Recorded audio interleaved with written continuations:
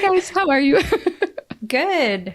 Yes, big giggly intro today. Paul made a joke right as we counted down the cut. What is that called? Is there anybody here in media enough to know when the director's little do you know what I'm talking about? Imageg. Yeah, no, you don't know what it's called? A bunch of journalists, we don't know what happens on Broadway or in Hollywood. On Broadway. On Broadway as well. Truly have no idea. So much we don't know. Clearly. So, hi guys. Thank you for joining me. I have both Paul and Sarah on the podcast today because they will talk about their stories from last week. Well, actually, technically, the story Paul is going to be talking about, Claire, was a big part of writing, but he is going to talk about the whole process of the story, which is a little bit of a teaser, but we will dive in. So our cover story was a story about a book that the Cancer History Project has published. It's called Backwater to Blockbuster. And I'm not going to say too much more about it because really that's the convo I'm going to have with Paul. I'm really excited about it, but it's the first de novo book that the Cancer History Project and sort of the Cancer Letter franchise, I guess, has published. Not the first book we've published, but the first de novo, right? And Paul will get into the details, but it's really exciting for us. So really excited to kind of just gush about the process and what that was like. Then we had a story, Sarah's story, which is what she's going to talk about a little bit more about FDA clearing fruit-flavored vapes and relaxing the enforcement on black market products with pending pre-market applications. I kind of just read the headline off of that one because it's a pretty wonky, complicated story, which is part of why we would like to chat about it in more detail. So, and then our last story was Claire wrote about Marty McCary leaving FDA, kind of interlocked with Sarah's story 2 about fruit-flavored e-cigarettes or vapes, because those two things kind of happened in lockstep a little bit. It seems that the fruit-flavored e-cigarettes, these sort of things that are happening at FDA that Sarah's going to talk about were sort of the final straw a little bit for McCary. So they're kind of related, but Claire did a really lovely job diving into sort of what he was like as a commissioner, what his sort of role was at FDA and what he did while there. So very rigorous story as well. And then we have some cancer policies, but I'm not going to get into too many details because I think we have a lot to talk about today. So, Paul, if you want to start about Backwater to Blockbuster, do you want to give just the very, like, the elevator pitch for what the book actually is? Like, you know, what the, I guess this is a very leading question. Yeah. It's the first ever history of St. Jude that's book length. I thought it was fascinating because of the voices of the people who tell it. Bill was a CEO for many years, and Chuck is of course one of sort of the premier scientists who made the place what it became, which is one of the real scientific blockbusters, but it's also financially quite an amazing operation. Just sort of genius, really. So he tells the entire story, they tell the entire story. And it was interesting how the book came about. I was talking with Chuck, which I often do, about, I don't know what, or he just called me, and I call him just to call him sometimes because it's fun to talk to him. So it's, and he mentioned, he mentioned that he and Bill are working on books and, different books, and they were trying to put them all together. And he showed me a manuscript, and I told him, well, you know, you could do this and this and this. And, what's interesting with a book like this, which has, there's tremendous interest in it. Yeah. To tell the story the way they could tell the story, which is like from the inside, inside of the inside, you kind of had to get into kind of the definitions of what makes a standard book. Yeah. For a trade book, I don't know what it would take to make it a trade book. I think a lot of people would probably buy it. But I said, why bother with that? And they also said, why bother with that? Because why? You'd spend a lot of time you might get some money, but that's not their goal here at all. Their goal is to tell the story and to make it as available as possible, as widely as possible. Yeah. So I did get them a conversation with an agent. I didn't know the that. Agent was somewhat my agent. And my agent was very excited about it because he thought he could sell that book. Oh, really? Yeah, yeah. I'm getting so much new information. I didn't know about this. Yeah. He said he could do it. He could play. He could do it. Wow. He was excited about it, actually, because St. Jude is such an enormous part of American culture. Yeah, it is. But I think we would be talking about a somewhat different book than the one that they really had, both Bill and Chuck had. Yeah. And then getting into academic presses, that also is a whole different kind of set of limitations. And I said, well, if you want, the Cancer History Project, which publishes books, could make this our first de novo book project. And if you want to work with an editor, I have one for you, me. And so I became kind of in my spare time, I became an editor for this book. But I've written a number of books. Yeah. And I've been edited. I've never edited a book, but I've certainly been edited. So this is the first one? This is the first book? I've never edited a book. No, there's no reason to. I've written books. Yeah, I guess you've edited your own work. Yeah, I've edited my own work. I've worked with editors. Yeah. I'm writing my fourth novel, and I've written 3 nonfiction books. So, I know what to do. Yeah. Yeah. So I know kind of what to do. And what I looked at was... my first thought about this book was, hey, you're going to have a much better time if you just go to first person singular, split the thing up and just go from chapter to chapter. And they did. And really just the book clicked because, voice is one of the most important things in the book, in any book. In any book. I knew that was coming. I knew it. Yeah. So the result was this really fun story, of which I knew chunks of it, by the way. Yeah. So there's like one particular moment that I thought was really fun. In Chuck's story, he is trying to recruit Tom Curran to come to St. Jude to be head of the Department of Developmental Neurobiology. And, Tom's a really fun character, fun guy, friend of mine. And he said, yeah, I'll do it, except there's something you got to do for me, Chuck. Stop smoking. Wow. And that was his condition of employment. So he made Chuck stop smoking. That's in the book. That'll do it. Yeah. It wasn't originally in the book, and that was kind of like my stuff.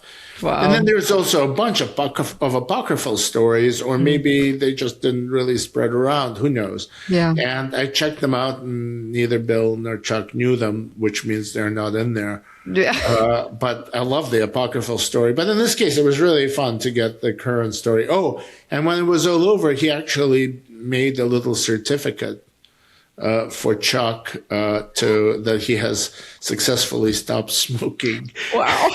Which is great because that's friendship. That's really lovely. Yeah, that kind of stuff needed to be in there. And then when you start thinking about the characters who are in there, Danny Thomas, the story of how, his vision and why and how, and then of course characters like Joe Simone, right? Yeah, there's a lot, a lot, and it's fun because it's kind of a story about the time the giants walked the earth, and giants like Chuck and Bill, by the way. So, and the cool thing is that there's only one way that Cancer History Project can publish a book, which is make it free. Yes, I was just about to go there. Read my mind. Yeah, which is fun because just download it and there you have it. Yes. I don't know how we have published books before. It's just that they were republications of books that are very important in oncology, like Simone's maxims, for example, and certainly the history of the National Cancer Act, which I think is one of the best books on the subject I've ever read. So it's a lot. With this is not but this is the first one where we said, oh heck, let's do it. And we probably, it took a while because there was this election that we had, and one of the consequences of the election was that we were all chasing our tails pretty hard. So what little slack we had in this, in this organization was gone. Yeah. So it took a while. Yeah. But it was so worth it. Yeah. It was so worth it. And it also, I feel like there were iterations, it also needed time, book publication is not a short process in any way. And, we're not publishing, but we're not a book publisher. We also have journalism to do and podcasts also. We thought it was, it's a me. I was crazy enough to think that we could easily do it. We did it well, but it wasn't an easily done process. It definitely took a lot of effort. I think that's, like I said, I feel like any book publication is going to be incredibly challenging logistically, and just a huge chunk of text like that needs a lot of time to just make sure it's correct and good and all the things. And Chuck and Bill were just so fun to work with because they're both just great storytellers. Yeah. And they're very different. Different backgrounds completely. They're just coming out, one's from Tennessee, the other is from the Bronx. Lived kind of catty corner from the Polo Grounds Stadium. It's like stories. And then, the NCI story Chuck tells is incredible. What is the NCI story? Well, just his stint at NCI and how not harmonious, how far from harmonious it was. Horror stories, But they're in there. And they both wanted to tell the horror stories too. Well, that's what I was going to say, is that what I really liked about the story in the cancer letter that we wrote about the book was, and you kind of alluded to this, Paul, but the idea that they had both independently started writing histories of St. Jude. Clearly there is so much to say. And I feel like if they're both writing histories, of course, that means that there are a lot of stories, And we kind of skimmed the cream of both of these memoirs, stuck them into one. And, and I'm kind of I'm kind of a voice junkie. So I was really getting them to go and get voicey. Oh yeah, love it. So just to say it properly, this book is available for no charge. You can download it as an ebook and a PDF from the Cancer History Project. We will put that link in the description. Actually, there's also a possibility of getting it in a little bit. We've in a few weeks we will add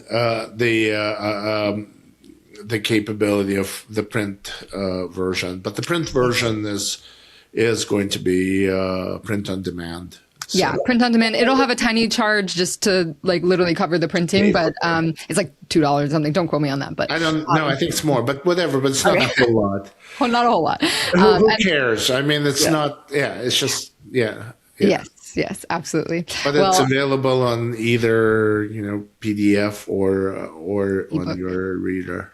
Exactly. So. Wonderful. Well, thank you, Paul. I feel like we could really talk about this for hours, so I'm going to have to, sadly, not sadly, I'm excited to talk to Sarah about her stuff too. So from one good thing to another, do you want to give us your sort of elevator pitch, Sarah, for the story so that we can have somewhere to start from? Yeah. So the first half of last week's issue was St. Jude, but the second half was FDA.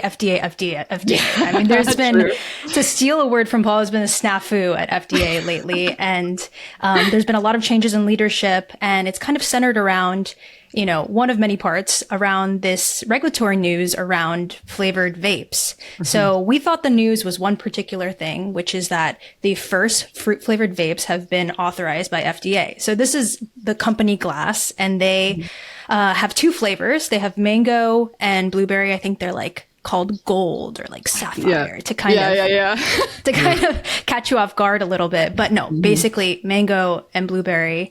And I mean, we thought the story was a bunch of advocacy groups coming out saying, hey, we oppose this, whether that was the American Lung Association, whether it was the Campaign for Tobacco-Free Kids. And we spoke to a couple of cancer researchers or people that are working on tobacco cessation. And they were telling me that they thought it kind of was a good idea, the authorization, because this particular authorization had certain age gating, age verification technology, which we don't know at the moment truly whether it's going to block kids from being able to access it. But there's some interesting ideas being thrown around, particularly that you need to have a Bluetooth connection to a phone. And you've already gone on that phone. You've already given your government issued ID and you've verified your age. And once you're outside of that particular proximity of your phone, the e-cigarette locks. It's an interesting idea.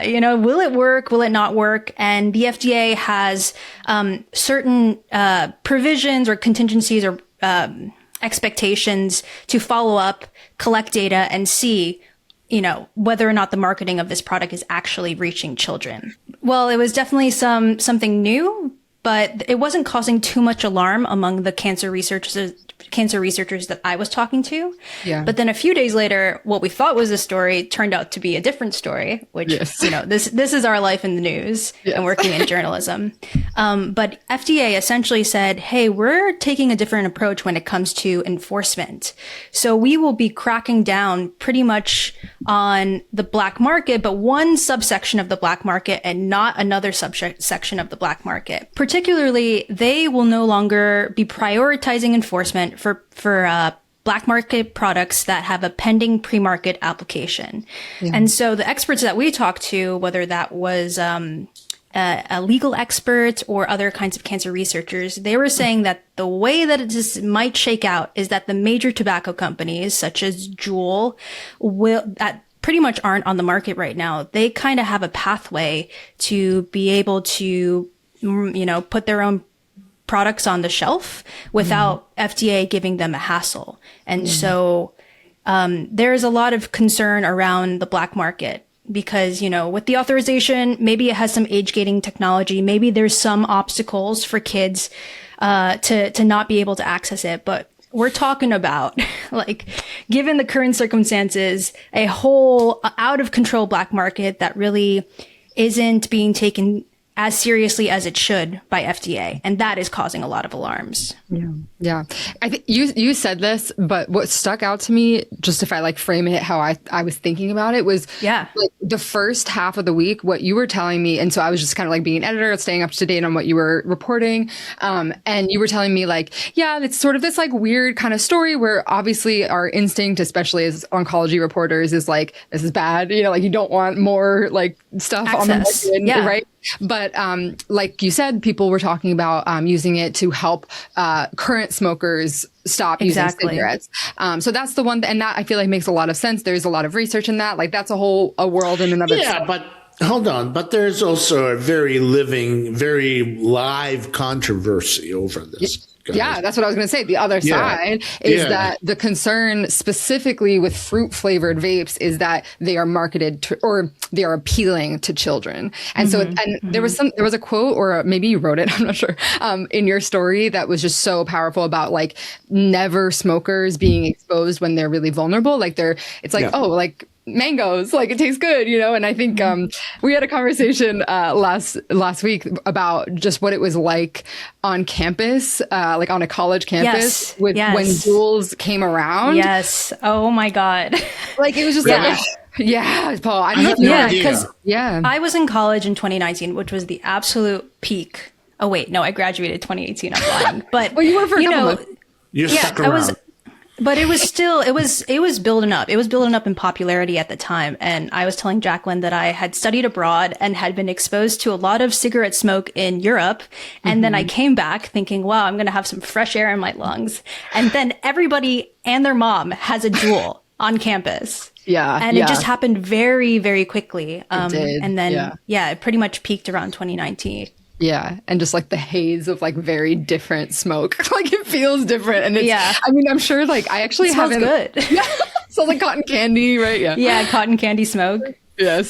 So, and that's the thing, Paul, is like there's this whole like culture that's already existing. And I think, anyway, the whole point of what I was saying was that when we were reporting on, or when you were reporting on this part of the story, that first section, it was like, this is not great. Like, we don't love this, but really the issue is the black market. You know what I mean? Like the issue is that kids have access already. And like with this really intense, like Bluetooth thing, whether or not it actually works, but it's like, there are several like pretty annoying barriers to get through to be able to smoke this one that's been approved, that like your mom bought or something, whereas the black market where kids themselves can just walk in and get things. To a gas station. Yeah, gas stations, smoke shops, like very low.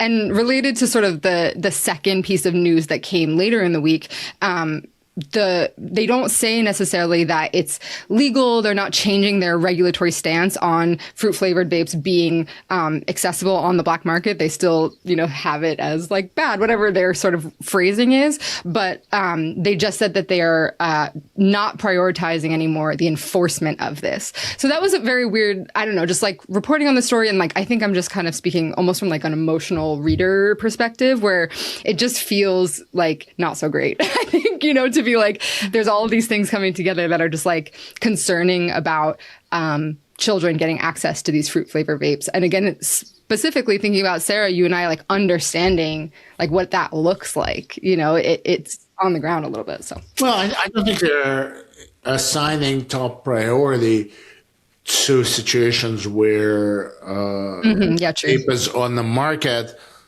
but there is an application pending. Yeah, so they're not going to be. So that's what they're not prioritizing anymore. If I'm correct, Sarah, I would ask you to check, or like confirm. But it's that there is this huge black market, right? Is that where they suggested that they were kind of redirecting their efforts? Because to me, it read like sort of just a limited bandwidth type situation that they're not really going to be focusing on that and sort of prioritizing other things. Well, my understanding is that FDA is trying to prioritize more of the illicit Chinese disposable vapes that are these like crazy candy flavors and have sometimes cartoons on them, and they might pop up and FDA might try to yank them off the market, and they might show back up with different packaging. That seems like based off of the language in the guidance, it seems like that's going to be more of the focus. But while they're not really paying attention to those with pre-market applications, it's kind of opening the door for these large tobacco companies to bring their own products to market. Yeah. Gotcha. Well, that was a really good summation. Thank you. Oh, sorry, Paul. Did I interrupt a joke? That's terrible. Sorry, you did. Domestic producers. There you go. The domestic producers will. National interest. Are we going to guess that we're going to get some cartoons on the domestic produced e-cigarettes? Should we? Well, that's also another point. Specifically in the guidance, they said we're going to deprioritize enforcement unless a domestic producer puts like a cartoon character on the packaging or, markets it in a way that's obviously trying to appeal to kids. Yeah. So that is a caveat in there too. That's great. I'm glad to hear that for what it's worth. Not that I know FDA is waiting to hear my opinion, but that's great to hear. Joe Camel. What about Joe Camel? The cigarette? Well, no, Joe Camel was the cool character who was used to plug camels. So that's the cartoon situation. This is good that Jacqueline doesn't know this, that she wasn't victim to the marketing. Yeah. And people of our generation, that went over our heads. That's good. That's a good sign. This was wonderful. Is there anything else that I missed before we sign off? I have nothing. I think that's it. You walked us through this masterfully. Thank you. That is my job. That's what I train for every weekend. I'm like, podcast Yes. doing it. You bet. Yes. I thought you were awesome. just passed out on your couch trying to recover. that From also. the week before. Yeah. That is the training. That is the training. There you go. Exactly. I'm watching TV. It's social. There you go. You're watching TV, yeah. Well, thank you guys. I will talk to listeners next week, and I'll see whichever of you is on next week as well. Thank you.